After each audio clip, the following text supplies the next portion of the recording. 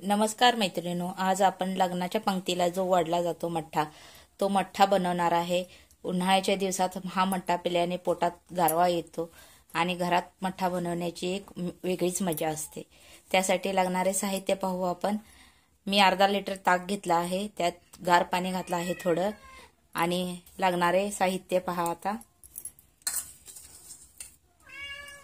1 चमचा जिरा पावडर, आलं चेचून मी त्याचा रस करून घेतला आहे, हे पहा, हे घालत आहे।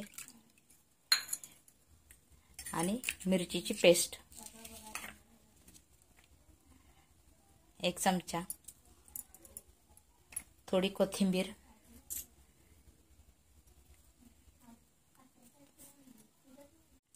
आणि चवीनुसार मीठ। आता हे सर्व मिश्रण आपल्याला एक करून घेऊन घ्यायचं आहे।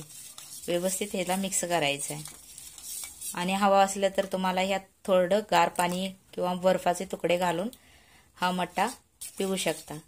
लग्नाच्या मंडपात ज्या प्रकारे वाढवला जातो त्या प्रकारे हा आपला मठ्ठा तयार झाला आहे। जर ही माझी रेसिपी तुम्हाला आवडली असेल तर माझ्या चॅनलला नक्कीच लाईक, शेअर आणि सबस्क्राईब करायला विसरू नका।